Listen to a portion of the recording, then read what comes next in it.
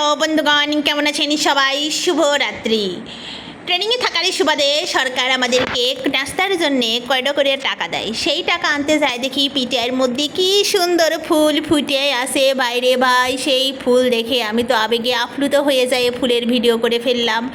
নানা ধরনের ফুল, তা ফুলের ভিডিও করে দেখে দেখে মেয়ের নিয়ে গিয়েছিলাম সাথে করে, কারণ মেয়েকে ডাক্তারও দেখাবো। 2 in 1, এক ঢিলে দুই পাখি মারার মতো। পরে চলে গেলাম একটা রেস্টুরেন্টের মধ্যে।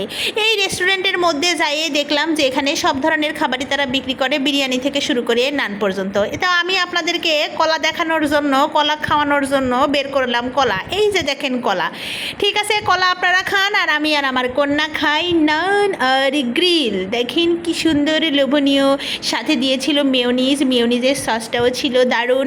তো যাই হোক, খেয়ে বের হতে হতে আমার এই দিদিমণির সাথে দেখা। এই দিদিমণির পোষ্যটাকে দেখলাম, দেখেন কি সুন্দর ব্যাগের পাশ দিয়ে মুখ বের করে উকি মারছে। আজকের মতো টাটা।